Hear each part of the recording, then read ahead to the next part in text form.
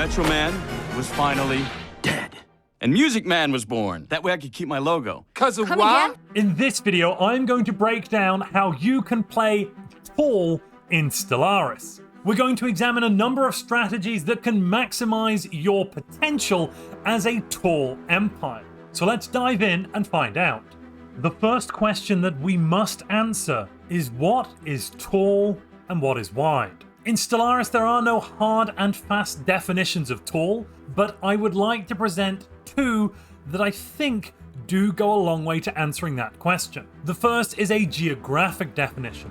A tall empire does not occupy much space on the map. Here you can see the outline of my empire, plus one little extra system over there. When I zoom all the way out into the galactic view, my empire definitely doesn't have very many star systems.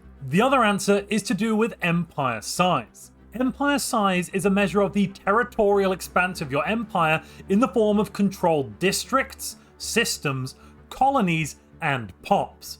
A high empire size is then a strain on your empire's administrative capacity, which increases the costs of technologies, traditions, edicts, and campaigns. The main component of empire size here is always pops. They're an arbitrary representation of population in Stellaris. And the best way to have few pops is to have very few colonies. So once we've set these arbitrary constraints on our empire, that is lower empire size, and taking up a smaller amount of space on the map, how do we then play tall? One of the things you may struggle with, given you have very few pops, is producing resources. And that's where vassals and vassal agreements should step in. Make sure to go out and either through force of will, being far too friendly, or through force of arms, make them into your vassals. Once they are your vassals, you can demand basic resources, advanced resources like alloys and consumer goods, strategic resources like volatile motes, exotic gases and rare crystals, and even something as esoteric as raw research. Getting multiple vassals and spreading the economic load between them is probably a fair way to do it, though you could simply grind every vassal into the dirt and milk them for every resource they have. Grabbing something like shared destiny, which means your subjects do not suffer a monthly loyalty penalty from having multiple subjects, will be very, very useful if you're planning to grab quite a lot of subjects. You do need your subjects to stay loyal, otherwise they might rise up against you. On top of that, maintaining a large and well-equipped navy is also very important, not just for vassalizing your neighbors or intimidating them into line, but also for keeping them in that position. On top of just vassals, forming a federation and then sitting at the heart of it as the president, so make sure you set the laws correctly here, can be a very powerful way to add further bonuses to your tall empire. At the moment, Stellaris has got some pretty bonkers and broken resource traits. I'm only going to cover this briefly because I don't imagine this will be the state of the game for very much longer. But if you're going to play tall, you probably want to maximize the number of leaders you have with these resource traits to get free resources out of the ether. Once this doesn't exist though, pay absolutely no attention to this comment and just move straight on ahead. As a tall empire, your empire size will be very, very low. That should mean it is frighteningly cheap for you to run lots and lots of edicts. Edicts like mining subsidies, capacity subsidies, and the like can massively increase our output from our pops, so even though we have fewer pops, we can make them much more valuable on a pop-by-pop basis. Our pops are much better than everyone else's pops.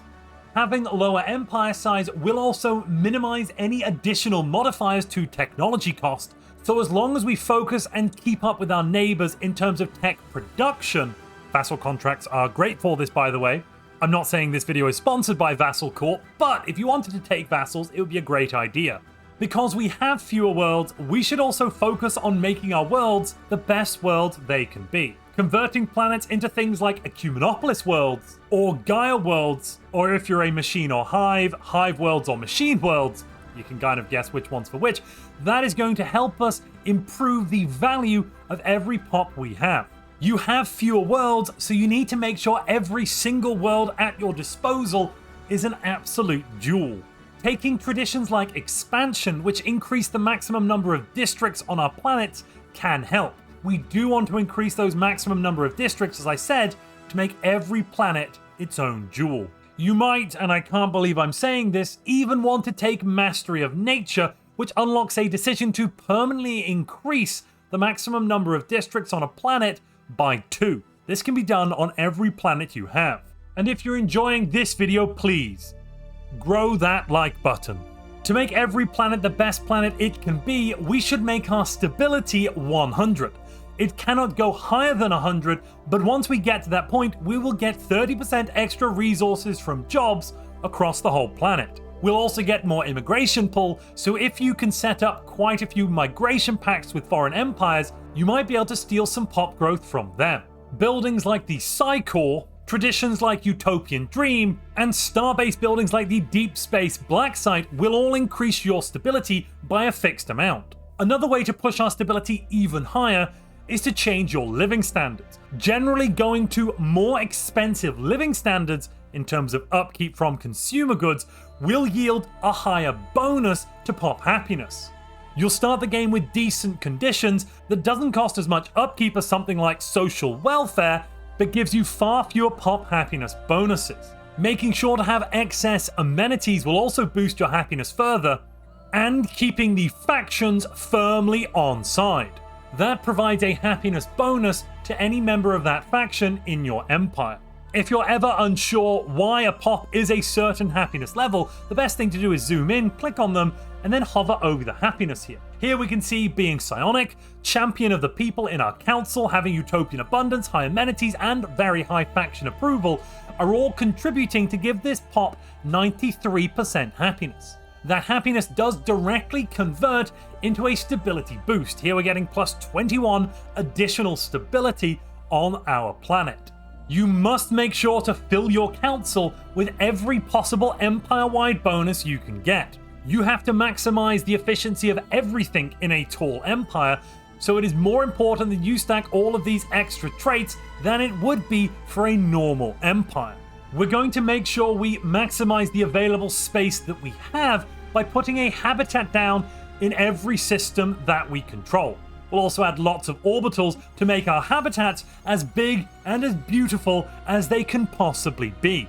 We may only have a small corner of the galaxy, but that corner is going to be so choked full of life, you'll barely be able to find a parking spot. You'll definitely want to take Galactic Wonders then, Arcology Project, and Voidborn. We're going to improve our habitats. We're going to be building Ecumenopolis worlds, all the equivalent for Hive and Machine Empires, and we're going to build megastructures like Dyson Spheres and Ring Worlds. Dyson Spheres are a bit of a no-brainer. They give you a massive increase to energy production, so why wouldn't we want one? And these work just as well for our empire as any other empire in the game. So let's grab one because we're tall. Ring Worlds are also great. These are brilliant planets, better than Gaia Worlds, as good, sometimes better than Ecumenopolis worlds, and they can be made as research worlds, industrial worlds, food worlds, trade worlds. Yeah, that's about it. Those are the 4 types of thing you can do with them. You might have noticed here that I'm getting some pretty massive bonuses to my research income, as well as pop growth speed, mechanical pop assembly speed, etc, etc. And that's one of the great parts about being tall. Being tall reduces our empire size. Well, Montu, you said that before. Why did that matter? Well, empires with small empire size get planetary ascensions much, much cheaper. We can go to one of our worlds and pay Unity to ascend the planet. Every time we click this, and we go up 1 ascension tier up to level 10. Each time we do that, we improve the effect of our planet and reduce our empire size from this planet, that's the pops, the districts, everything, by 25% and 5% respectively. So fully ascending to tier 10 here will be granting us massive reductions to our metallurgist upkeep, basically making all of these alloys free, and quite a lot lower empire size. If I unpause here, you'll just see we lost 40 empire size. That was almost 20% of our total empire size because I ascended this one planet. You don't have many worlds and it's cheaper to ascend them, so make sure to reach Ascension Tier 10 on every planet. I generally recommend starting with the capital because some of the bonuses on your capital are just plain broken.